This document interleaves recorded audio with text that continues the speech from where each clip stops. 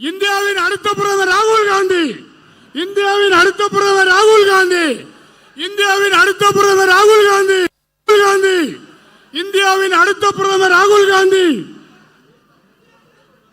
வெல்க வெல்க வெல்கவே, இந்தியா கூட்டணி வெல்கவே, இந்தியா கூட்டணி வெல்கவே, வெல்க வெல்க வெல்கவே, வெல்க வெல்க வெல்கவே.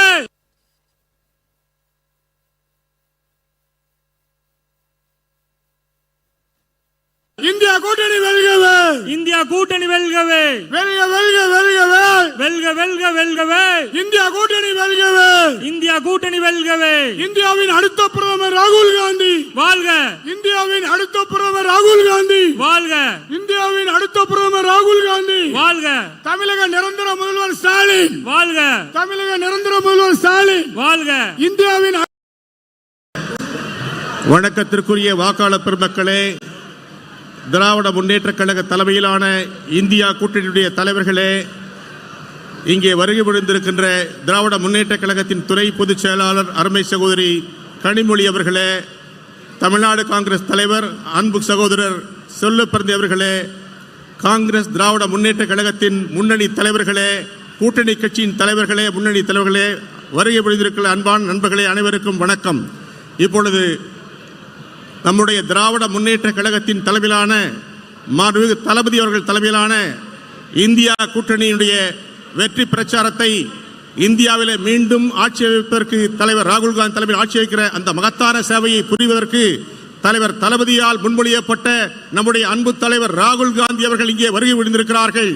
இந்த மாபெரும் பொதுக்கூட்டத்திற்கு தலைமையேற்று வரவேற்புரையாற்ற தமிழ்நாடு காங்கிரஸ் தலைவரை அன்புடன் அழைக்கிறோம்.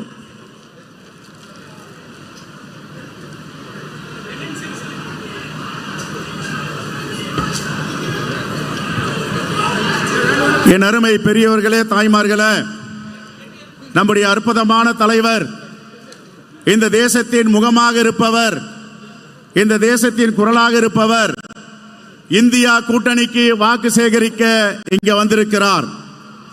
நம்முடைய அருமையான வேட்பாளர்களை ஆதரித்து பரப்புரை செய்ய வந்திருக்கும் நம்முடைய தலைவர் அருமைக்குரிய திரு ராகுல் காந்திஜி அவர்களே, இந்த நிகழ்ச்சியில் கலந்து கொண்டிருக்கும் திராவிட முன்னேற்ற கழகத்தின் துணை பொதுச் செயலாளர் அருமை சகோதரி கனிமொழி கருணாநிதி அவர்களே, அமைச்சர் மாண்புமிகு திரு தங்கம் தென்னரசு அவர்களே, மாண்புமிகு திரு அனிதா ராதாகிருஷ்ணன் அவர்களே, மேனாள் பேரவைத் தலைவர் அண்ணன் ஆவுடையப்பன் அவர்களே, மேனாள் அமைச்சர் திரு மைதீன் கான் அவர்களே, சட்டமன்ற உறுப்பினர் அன்பு சகோதரர் வகாப் அவர்களே, நம்முடைய பொதுச் செயலாளர் அருமைக்குரிய திரு அஜய் அவர்களே, சட்டமன்ற கட்சி தலைவர் ராஜேஷ்குமார் அவர்களே, இந்த நிகழ்ச்சியில் கலந்து கொண்டிருக்கும் மேனாள் தலைவர்கள் அருமை அண்ணன் திருநாவுக்கரசர் அவர்களே, அருமை அண்ணன் அழகிரி அவர்களே,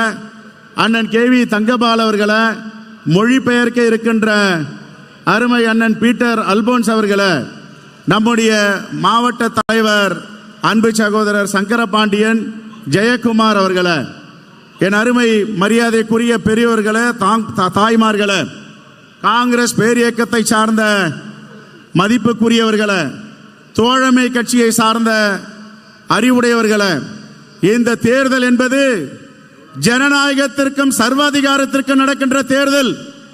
இந்த தேர்தலில் சர்வாதிகாரத்தை வீழ்த்த வேண்டும், ஜனநாயகம் வெல்ல வேண்டும். மோடி அவர்கள் 10 ஆண்டுகளாக கொடுத்த வாக்குறுதியை ஒன்றும் நிறைவேற்றவில்லை. தமிழ்நாட்டு மக்களை வஞ்சித்து வருகிறார், தமிழ்நாட்டு மக்களை புறக்கணிக்கிறார். பல முன்னுதாரணம் சொல்ல முடியும். மிகப்பெரிய வெள்ளம், காற்றாற்று வெள்ளம், பெருமழை, 100 ஆண்டுகள் காணாத வரலாற்று பெருமழை பெய்தது.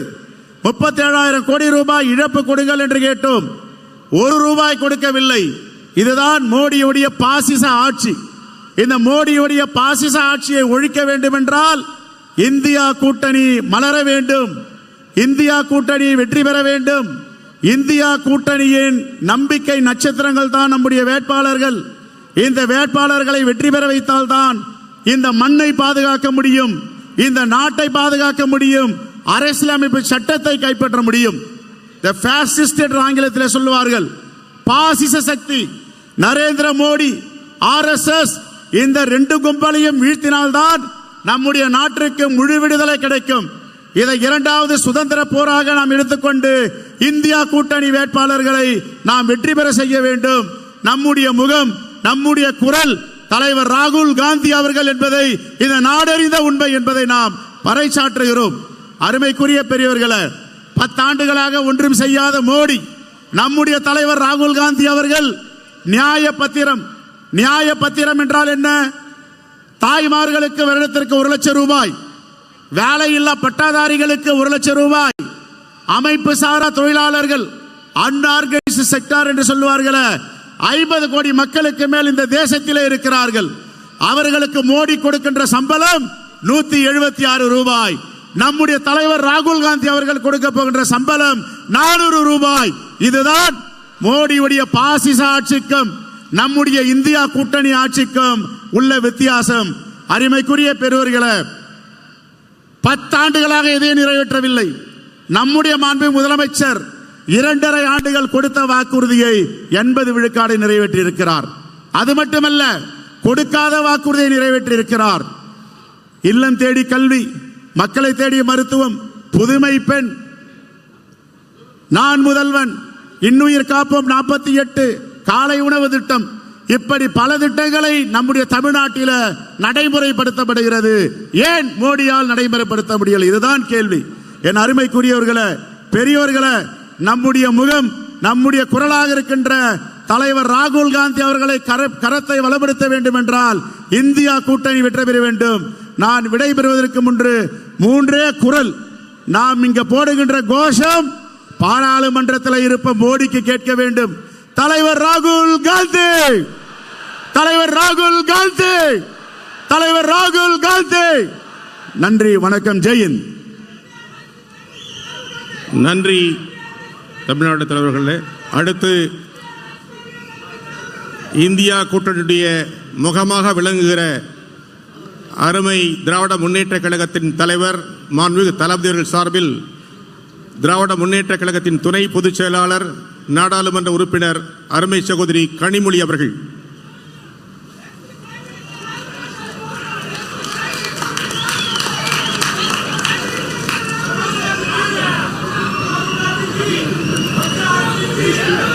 இந்த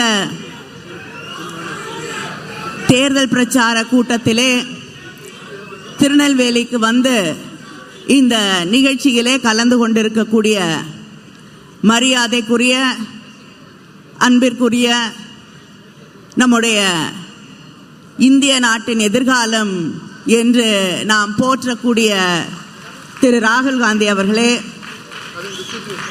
இந்த நிகழ்ச்சியிலே கலந்து கொண்டிருக்கக்கூடிய அமைச்சர்கள் தங்கம் தென்னரசு அவர்களே, அனிதா ராதாகிருஷ்ணன் அவர்களே, காங்கிரஸ் கமிட்டியின் தலைவர் செல்வ பருந்தகை அவர்களே, KS அழகிரி அவர்களே, அண்ணன் திருநாவுக்கரசு அவர்களே, KV தங்கபாலு அவர்களே, பீட்டர் அல்போன்ஸ் அவர்களே, திராவிட முன்னேற்ற கழக மாவட்ட கழகத்தின் செயலாளர்கள் அண்ணன் நாவுடையப்பன் அவர்களே, TPM மைதீன் கான் அவர்களே, மேடையிலே இருக்கக்கூடிய நம்முடைய இந்தியா கூட்டணியை சார்ந்த தலைவர்களே, இந்த நிகழ்ச்சியிலே கலந்து கொண்டிருக்கக்கூடிய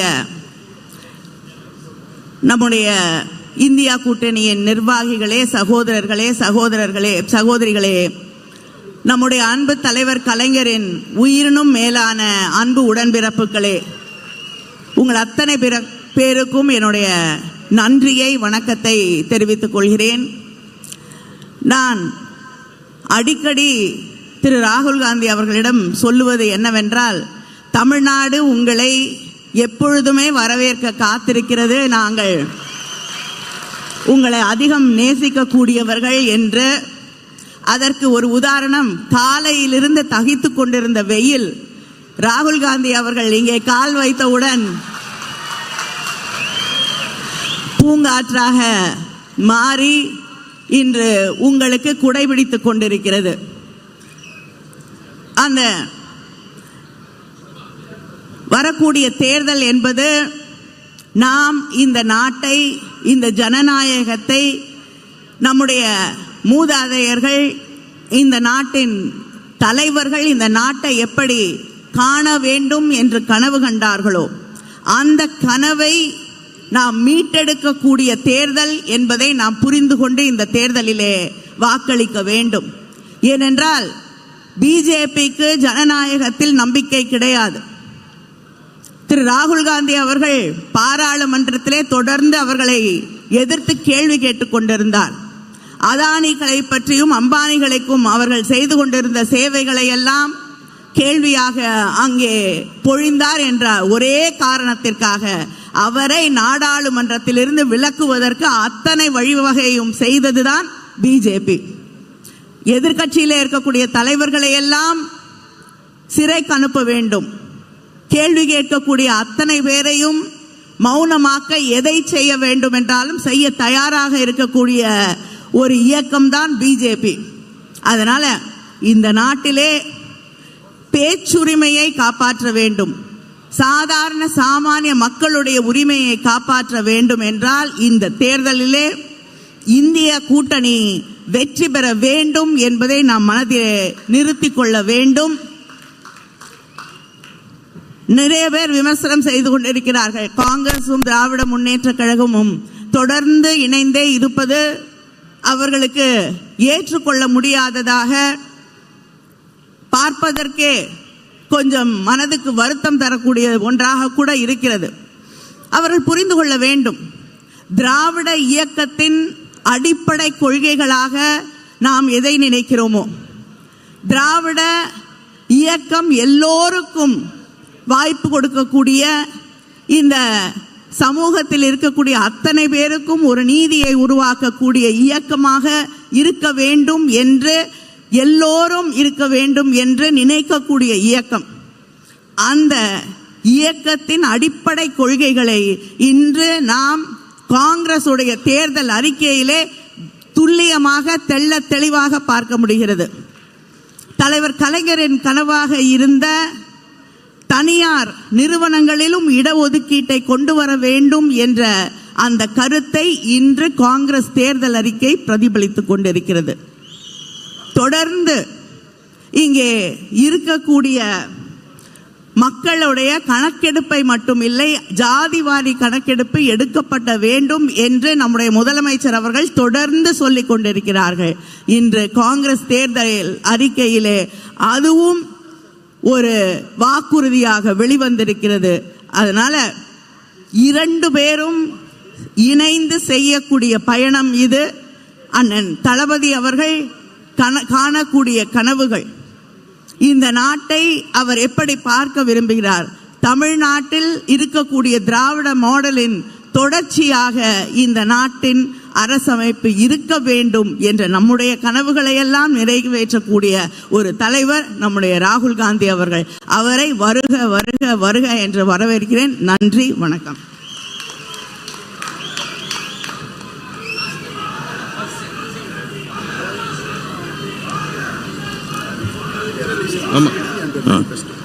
இப்பொழுது காங்கிரஸ் கட்சியின் பிரச்சார பாடலை மாண்புமிகு தலைவர் ராகுல் காந்தி அவர்கள் வெளியிடுகிறார்கள். அதை அகில இந்திய காங்கிரஸ் கட்சியினுடைய செயலாளரும் அருமை சகோதரி கனிமொழி அவர்களும் அதை பெற்றுக்கொள்வார்கள்.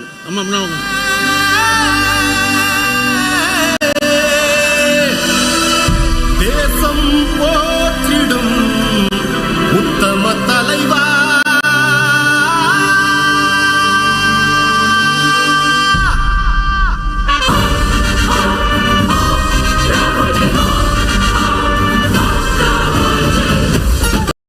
இந்த நெல்லை பிரச்சார பொதுக்கூட்டத்தில் தேசத்தின் நாயகன் என்ற ஒரு வீடியோ தொகுப்பும் வெளியிடப்பட்டிருக்கின்றது. குறிப்பாக இன்று மாலை கோவையில் முதலமைச்சர் மு.க. ஸ்டாலின் மற்றும் ராகுல் காந்தி இணைந்து தேர்தல் பிரச்சாரத்தில் ஈடுபட இருக்கிறார்கள்.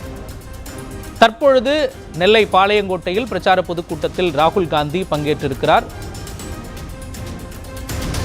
தமிழ்நாடு காங்கிரஸ் கமிட்டி தலைவர் செல்வ பெருந்தகை உள்ளிட்டோரும் இந்த பிரச்சார கூட்டத்தில் கலந்து கொண்டிருக்கிறார்கள். தற்பொழுது ராகுல் காந்தி பேசும் காட்சிகளை நாம் பார்த்து வருகிறோம்.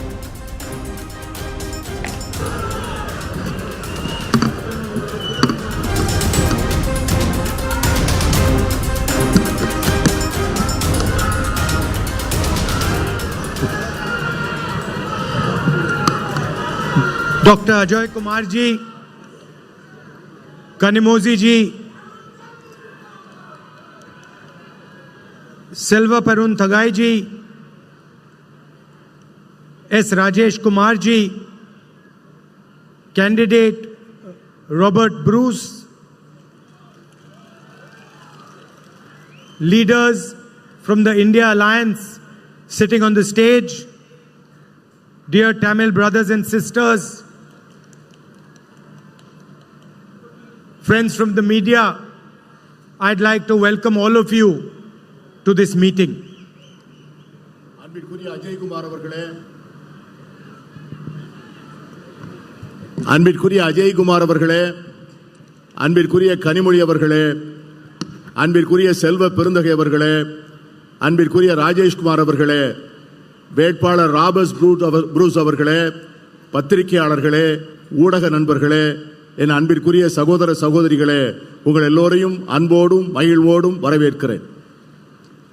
First of all, I really love coming to Tamil Nadu. எல்லாவற்றிற்கும் முன்பாக நான் உள்ளபடியே தமிழ்நாட்டிற்கு ஒவ்வொரு முறை வருகின்ற போதும் நான் அதை அன்போடு நேசிக்கின்றேன். Please notice, I did not say I like coming to Tamil Nadu. I said I love coming to Tamil Nadu.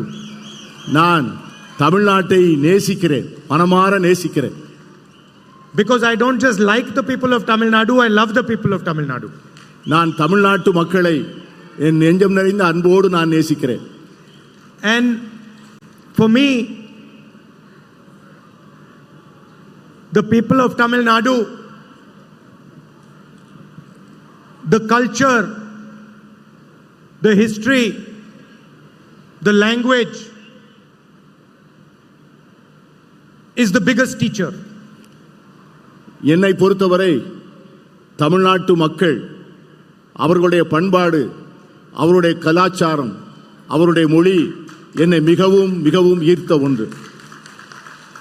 So whenever I want to understand India, I look at the great Tamil poets.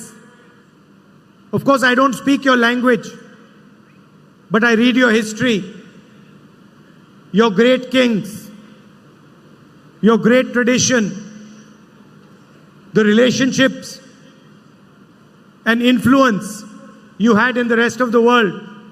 And it acts for me like a mirror through which I can understand India. எப்பொழுதெல்லாம் இந்தியாவை புரிந்து கொள்ள ஆசைப்படுகிறேனோ அப்பொழுதெல்லாம் நான் தமிழ்நாட்டை பார்க்கிறேன்.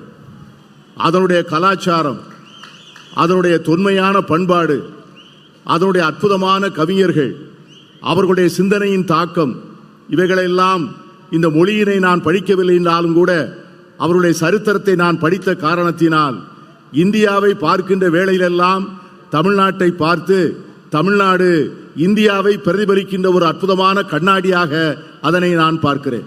You have given giants to the world like Periyar.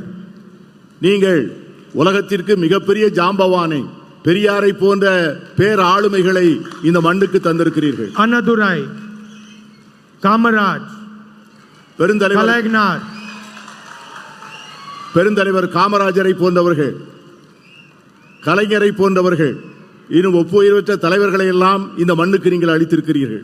I could spend the whole meeting talking about Periyar ji, Annadurai ji, Kamaraj ji, Kalaignar ji.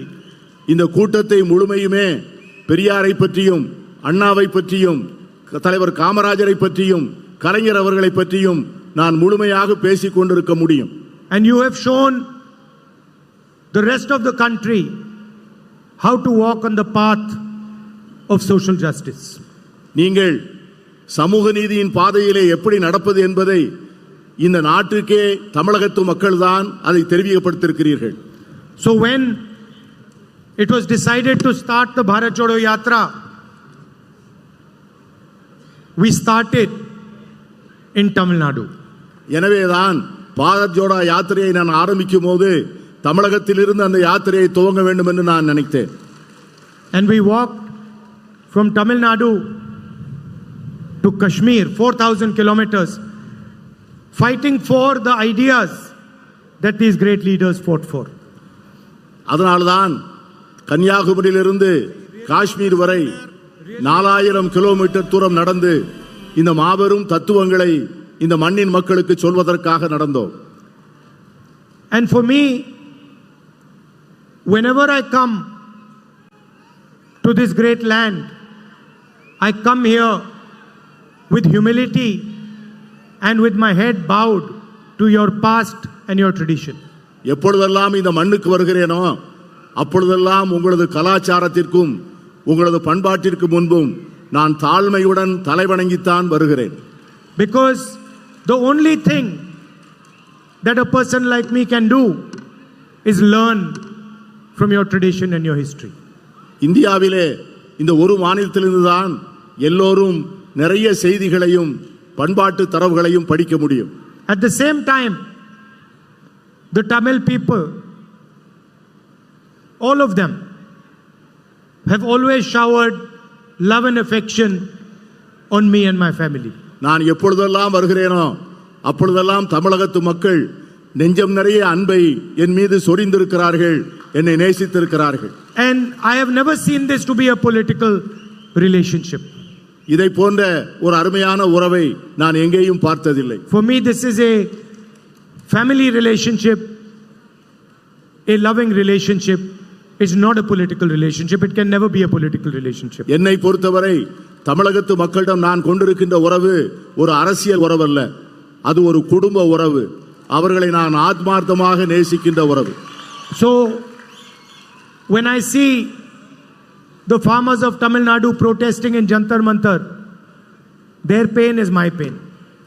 அவர்கள் இந்த மண்ணினுடைய விவசாயிகள் ஜந்தர் மந்தர் என்ற இடத்திலே அவர்கள் போராட்டம் நடத்துகின்ற போது என்னுடைய உறவினர்களே அங்கே போராடுகின்ற போன்ற ஒரு நிலையை நான் உணர்ந்தேன்.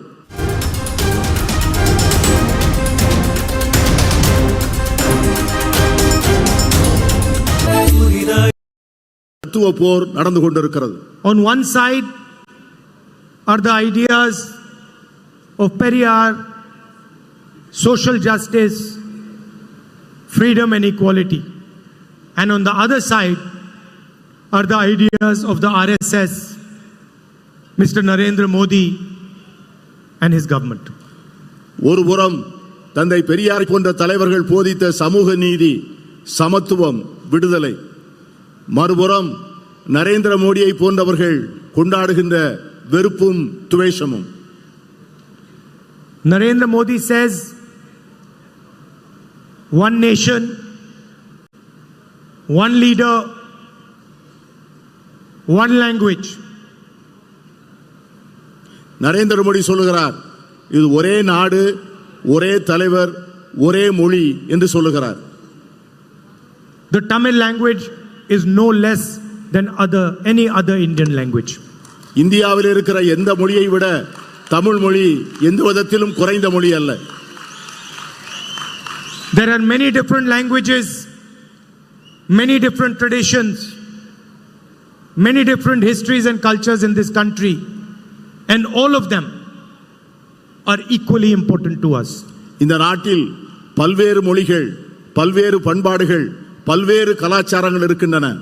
ஒரு கலாச்சாரத்தை விடவோ, ஒரு பண்பாட்டை விடவோ, ஒரு மொழியை விடவோ மற்றொரு மொழி, பண்பாடு, கலாச்சாரம் எந்த விதத்திலும் தாழ்ந்ததல்ல. Tamil is not just a language. It is the way the Tamil people understand themselves. Tamil என்பது ஒரு மொழி அல்ல. தமிழ் என்பது ஒவ்வொருவரும் தங்களை எப்படி புரிந்து கொள்கிறார்கள் என்கிற வாழ்க்கை முறை. And an attack on the Tamil language is an attack on the Tamil people, nothing less. Tamil மொழியின் மீது தொடுக்கப்படும் எந்த தாக்குதலும் தமிழர்கள் மீது தொடுக்கப்பட்ட தாக்குதலாகவே நான் பார்க்கிறேன். And so I have come here to tell you that for us, your language, your tradition, your history, these are most important for us and our politics. என்னை பொறுத்தவரை உங்களுடைய மொழியும் உங்களுடைய கலாச்சாரமும் உங்களுடைய பண்பாடும் எல்லாவற்றையும் விட எனக்கு அவை மிக மிக முக்கியம். There can be no India without Tamil, without Bengali, without these large numbers of languages that our people speak. Tamil மொழி அல்லாமல் வங்க மொழி அல்லாமல் பேசப்படுகின்ற பல்வேறு மொழிகள் அல்லாமல் இந்தியா என்கிற ஒரு நாடே இருக்க முடியாது. And that is really what the fight is about. We say that all our people, all our traditions, all our languages are sacred. And they say that there should be one leader, one language, one tradition, one history. நம்மை பொறுத்தவரை இந்தியாவில் இருக்கிற எல்லாவித கலாச்சாரங்களும் பண்பாடும் மிக புனிதமானவைகள் என்று கருதுகிறோம். ஆனால் அவர்களோ ஒரே நாடு, ஒரே தலைவர், ஒரே மொழி என்பதிலே குறிக்கோளாக இருக்கிறார்கள். And what is the result of their ideology? The highest unemployment in 45 years. 83% of unemployed people are youngsters. இதனுடைய முடிவு என்னவென்று சொன்னால், இந்த நாட்டிலே இருக்கின்ற இளைஞர்களில் 83 விழுக்காட்டு இளைஞர்கள் வேலையில்லாத திண்டாட்டத்தை சந்திக்கின்றவர்களாக இருக்கிறார்கள். India today is more unequal than it was under the British. பிரிட்டிஷார் இருந்த காலத்தை விட இப்பொழுது இருக்கிற இந்தியா சமச்சீரற்ற இந்தியாவாக இருக்கிறது. 21 Indians have the same amount of money that 70 crore Indian people have. இந்த நாட்டிலே 25 படிய பணக்காரர்கள் 70 விழுக்காடு மக்கள் 70 விழுக்காடு செல்வத்தை தங்கள் கைவசம் வைத்திருக்கிறார்கள். 30 Indian farmers kill themselves every single day. ஒவ்வொரு நாளும் 30 இந்திய விவசாயிகள் தற்கொலை செய்து கொள்கிறார்கள். And yet the Prime Minister is not ready to forgive their loans. ஆனால் இந்த நாட்டினுடைய பிரதமர் அவர்களுடைய கடன்களை தள்ளுபடி செய்ய தயாராக இல்லை. But he can give 16 lakh crores to the richest Indians by forgiving their loans. ஆனால் விவசாயிகளுக்கு கடன்களை தள்ளுபடி செய்ய மறுத்த அதே பிரதமர் இந்த நாட்டினுடைய மிகப்பெரிய பணக்காரர்களுக்கு 16 லட்சம் கோடி ரூபாய் கடனை தள்ளுபடி செய்திருக்கிறார். 2 or 3 large industrialists, none of them from Tamilnadu, get all the contracts, all the benefits. Every single industry is being handed over to them. 2-3 விரல் விட்டு எண்ணக்கூடிய மிகப்பெரிய தொழிலதிபர்கள் அவர்கள் யாரும் தமிழ்நாட்டை சார்ந்தவர்கள் அல்ல. அவர்கள் இந்தியாவில் இருக்கக்கூடிய அத்தனை அரசு ஒப்பந்தங்களையும் அத்தனை அரசு வழங்குகின்ற மற்றவித வசதிகளையும் அவர்கள் மட்டுமே பெற்றுக்கொண்டு அனுபவித்து வருகிறார்கள். Just because Mr. Adani is close to the Prime Minister and helps the Prime Minister, the ports, the airports, electrical power, wind power, solar power, defense industry, all of it is handed to him. Adani அவர்கள் பிரதமருக்கு நெருக்கமானவராக இருப்பதால், பிரதமர் அவருக்கு உதவ வேண்டும் என்று நினைப்பதால் இந்த நாட்டில் இருக்கிற அனைத்து துறைமுகங்களும், அனைத்து விமான நிலையங்களும், அனைத்து மின்சாரம் தயாரிக்கின்ற சோலார் பவர், கோல் பவர் என்ற எல்லா விதமான மின்சாரம் தயாரிக்கின்ற வசதிகளையும் ஒரே தொழில்நபரிடம் அது ஒப்படைக்கப்பட்டிருக்கிறது. And the entire small and medium industry has been destroyed by demonetization and a flawed GST. இந்த நாட்டிலே இருக்கிற சிறு குறு நடுத்தர தொழில் அனைத்தும் சரக்கு மற்றும் சேவை வரி விதிப்பினுடைய அநியாயத்தினாலும் பணமதிப்பிழப்பு நடவடிக்கையினாலும் மிகவும் சீரழிந்து போயிருக்கிறது.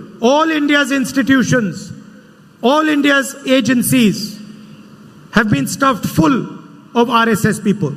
இந்தியாவினுடைய அனைத்து நிறுவனங்களும் அனைத்து முகமைகளும் RSS சார்ந்த மக்களால் முழுமையாக நிரப்பப்பட்டுள்ளது. The Enforcement Directorate, the CBI, the Income Tax Department are used as political weapons. இந்த நாட்டிலே இருக்கிற வருவாய் புலனாய்வுத்துறை, CBI, வருமான வரித்துறை இவை எல்லாமே ஒன்றிய அரசினுடைய கையிலே எதிரிகளை அழிக்கின்ற ஆயுதங்களாக பயன்படுத்தப்படுகின்றன. Election commissioners are being chosen by the Prime Minister.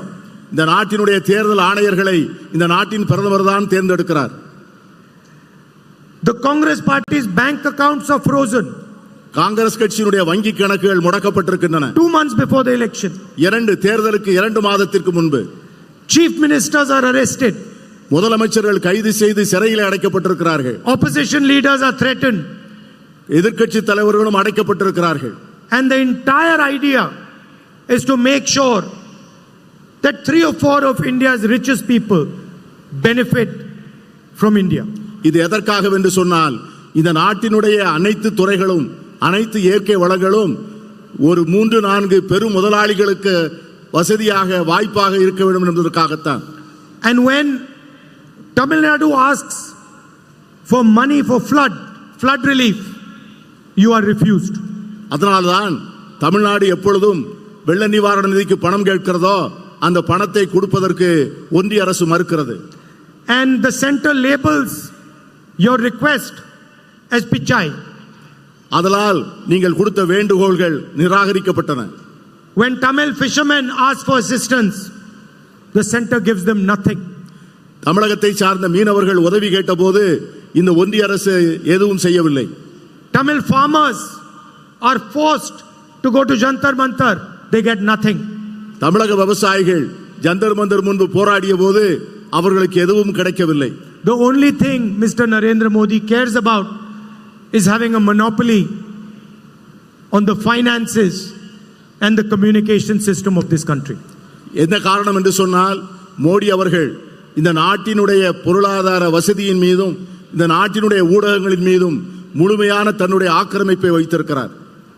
His members of parliament openly state that they're going to change the constitution if they come to power. அவர்கள் கட்சியை சார்ந்த ஒரு நாடாளுமன்ற உறுப்பினர் தாங்கள் ஆட்சிக்கு வந்தால் இந்த நாட்டின் அரசியல் சாசன சட்டத்தை உடனடியாக மாற்றுவோம் என்று சொல்லுகிறார். And in the rest of the world, where earlier India used to be called a beacon of democracy, the rest of the world today says India's democracy is no longer a democracy. உலகமெல்லாம் ஒரு நாள் இந்தியாவை ஜனநாயகத்தின் தாய் என்று போற்றிய அந்த நாட்கள் போய் இந்தியாவை ஜனநாயகம் அழிந்து போகின்ற ஒரு நாடாக இன்று பார்க்கக்கூடிய சூழ்நிலை உருவாகி இருக்கிறது. So in this environment, what is the Congress party and the India alliance thinking of doing? இந்த சூழ்நிலையிலே காங்கிரஸ் கட்சியும் இந்தியா கூட்டணியும் என்ன செய்ய நினைக்கிறது என்று உங்களுக்கு சொல்ல ஆசைப்படுகிறேன். In an environment where Mr. Narendra Modi has forced every single Indian youngster to be unemployed, we are going to take drastic action for employment.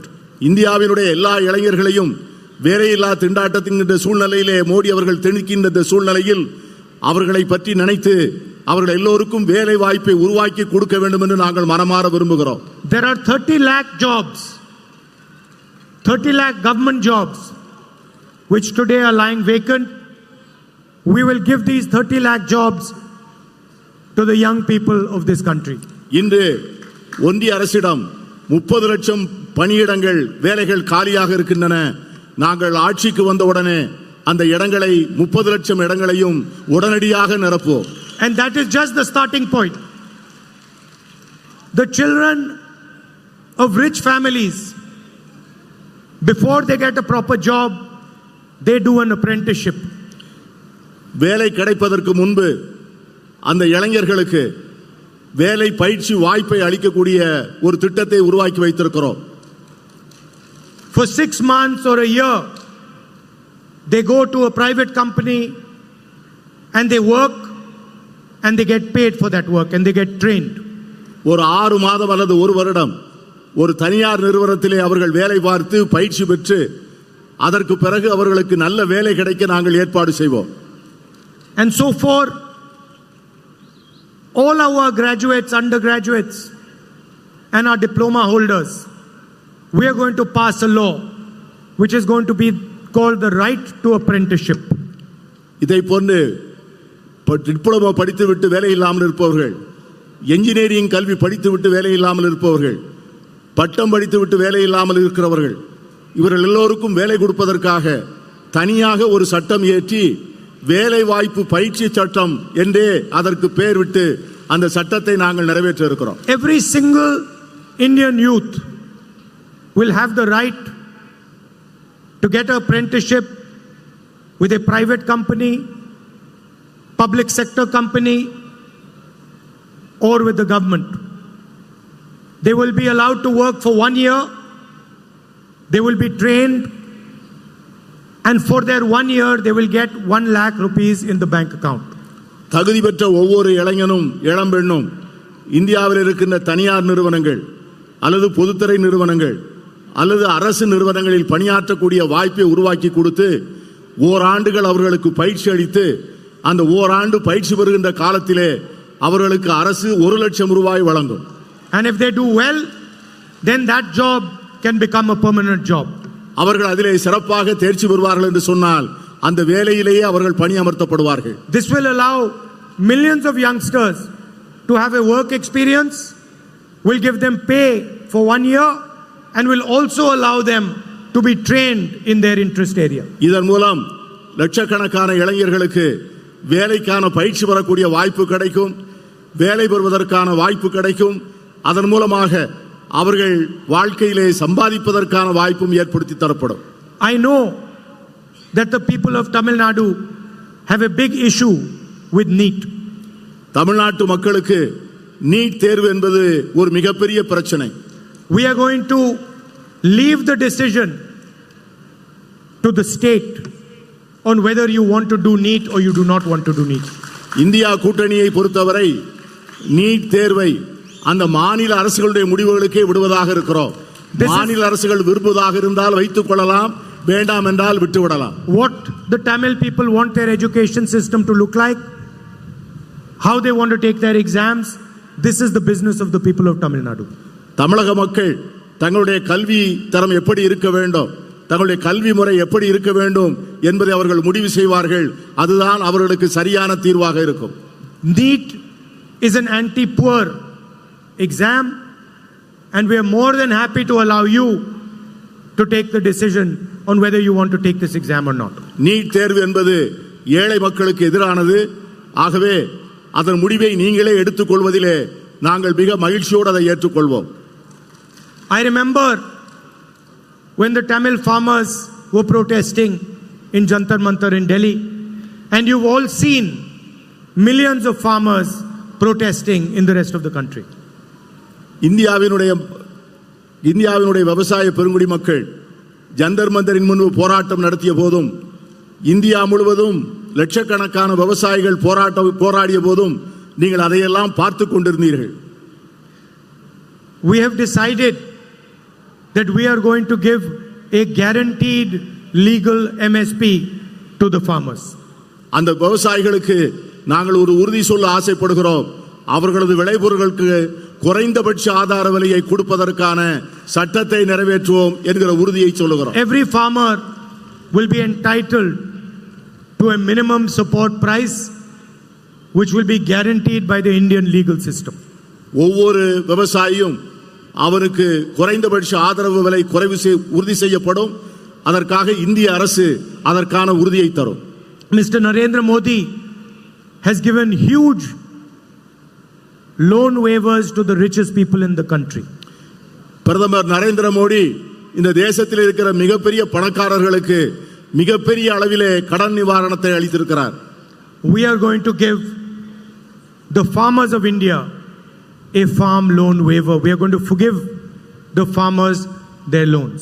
ஆனால் எங்களை பொறுத்தவரை இந்தியாவினுடைய ஏழை விவசாயிகளுக்கு கடன்களை தள்ளுபடி செய்ய போகிறோம், கடன்களை தள்ளுபடி செய்ய விரும்புகிறோம்.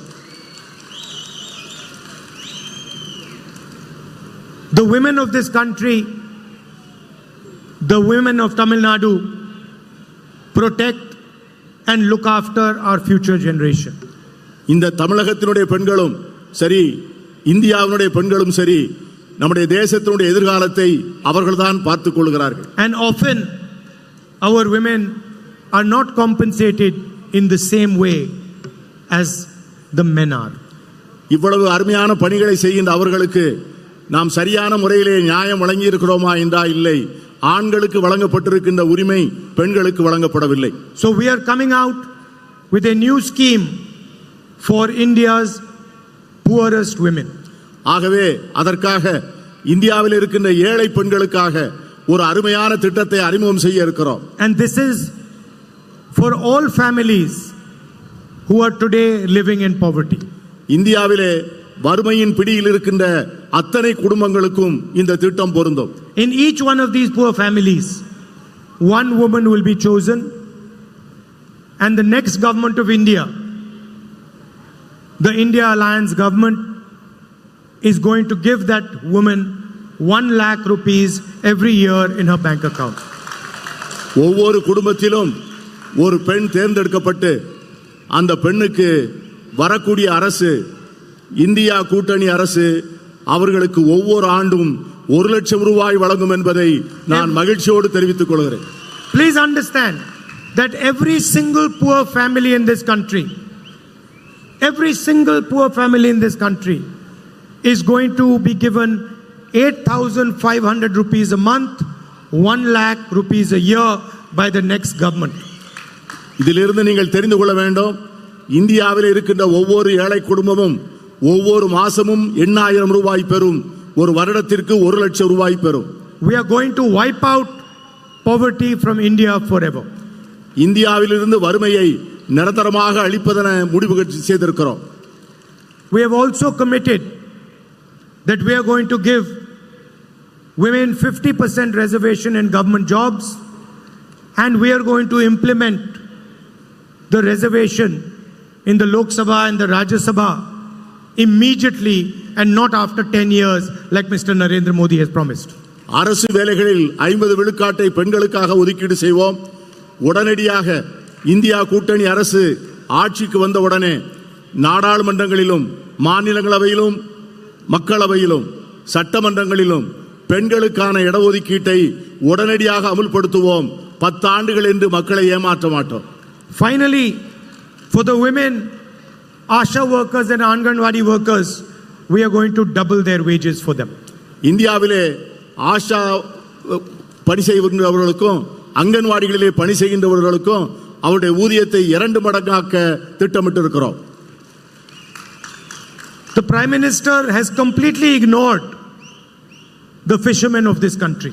இந்த நாட்டினுடைய பிரதமர் இந்த தேசத்தினுடைய மீனவர்களை முழுமையாக மறந்து விட்டார். He does not even think about them. அவர் அவர்களை பற்றி ஒருபோதும் நினைப்பதில்லை. But fishermen are no less than our farmers. நம்முடைய விவசாயிகள் எவ்வளவு முக்கியமோ அந்த அளவுக்கு நம்முடைய மீனவர்களும் முக்கியமானவர்கள். They take huge risks and they provide food to our country.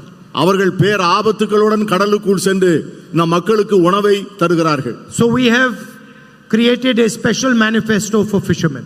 அதற்காக மீனவர்களுக்கென்று ஒரு தனி தேர்தல் அறிக்கையை நாங்கள் தயார் செய்திருக்கிறோம். And we are going to give them a diesel subsidy for their fishing boats. அவர்களுடைய படகுக்கான டீசல் மானியத்தை தரப்போகிறோம். Insurance for their boats. அவர்களுக்கான படகுகளுக்கு காப்பீடு தரப்போகிறோம். We are going to give them a fisher folk credit card. அவர்களுக்கு நாம் கிரெடிட் கார்டு வழங்க போகிறோம். And we are going to recognize inland fishing and aquaculture as agriculture. உள்நாட்டு மீன்பிடிப்பையும் aquaculture என்ற அந்த உள்நாட்டு மீன் வளர்ப்பு தொழிலையும் விவசாயத்தை போல விவசாயமாக கருத இருக்கிறோம். Finally, I'd like to end by saying this is an ideological battle. This is a battle for your history, for your tradition, for your culture, for your way of life. நான் ஏற்கனவே சொன்னது போல இது ஒரு மாபெரும் தத்துவ போராட்டம். உங்களுடைய பண்பாட்டுக்காக, உங்களுடைய வரலாற்றுக்காக, உங்களுடைய கலாச்சாரத்திற்காக, உங்கள் மொழிக்காக நாங்கள் தொடுக்கிற யுத்தம் தான் இந்த தேர்தல். I am going to stand and the Congress party is going to stand with the Tamil people to protect your language, to protect your culture and your history. நானும் காங்கிரஸ் கட்சியும் உங்களோடு என்றும் இருப்போம். உங்கள் பண்பாட்டோடு இருப்போம், உங்கள் மொழியோடு இருப்போம், உங்கள் கலாச்சாரத்தோடு இருப்போம். And no, forget Narendra Modi, no force on this planet, no force on this planet can harm the people of Tamil Nadu, their language and their tradition. உங்களுக்கு ஒரு உறுதி சொல்கிறேன், நரேந்திர மோடி மட்டுமல்ல, இந்த உலகத்தில் எந்த சக்தியாக இருந்தாலும் அது தமிழர்களையோ தமிழ் மொழியையோ தமிழ் கலாச்சாரத்தையோ தொட்டு பார்க்க முடியாது என்று நான் எச்சரிக்க விரும்புகிறேன். This election is being fought to save Indian democracy and it is being fought to protect the Indian Constitution. இந்த தத்துவ போர் இந்தியாவின் ஜனநாயகத்தை பாதுகாப்பதற்காகவும் இந்திய அரசியல் சாசன சட்டத்தை பாதுகாப்பதற்காகவும் நாம் மேற்கொண்டிருக்கிற யுத்தம். And I am confident we are going to win this fight. நான் உறுதியாக சொல்கிறேன், நாம் இந்த போரில் வெற்றி பெறப் போகிறோம். I'd like to once again thank you for coming here and for all the love and affection you always shower on me. மீண்டும் ஒரு முறை நீங்கள் இங்கே வந்து உங்களுடைய அன்பை என்மேல் பொழிந்ததற்கு என் நெஞ்சம் நிறைந்த நன்றியை மீண்டும் ஒரு முறை சொல்ல ஆசைப்படுகிறேன். Thank you. வணக்கம். நன்றி, வணக்கம். 40க்கு 40 வெற்றி கூட்டணியின் சார்பில் மாண்புமிகு தங்கம் தென்னரசு அவர்கள் நன்றியுரையாற்றுவார்கள்.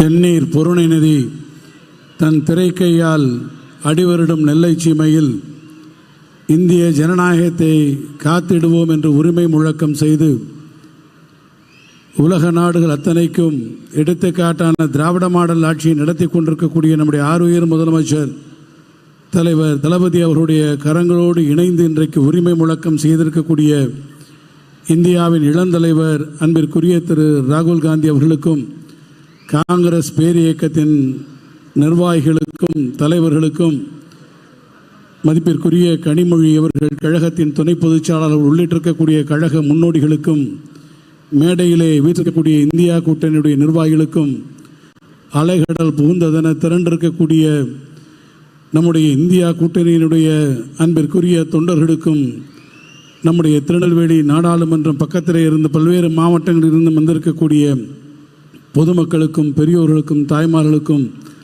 நிர்வாகிகள் அனைவருக்கும் நம்முடைய இந்தியா கூட்டணியின் பணிக்குழுவின் சார்பில் என் நெஞ்சார்ந்த நன்றியை தெரிவித்துக் கொள்கிறேன். நன்றி, வணக்கம். இப்பொழுது நம்முடைய வெற்றி கூட்டணி வேட்பாளர்களை நம்முடைய மாண்புமிகு தலைவர் ராகுல் காந்தி அவர்கள் அறிமுகப்படுத்துகிறார்.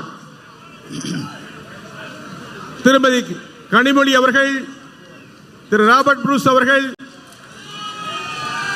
திரு விஜய் வசந்த் அவர்கள்.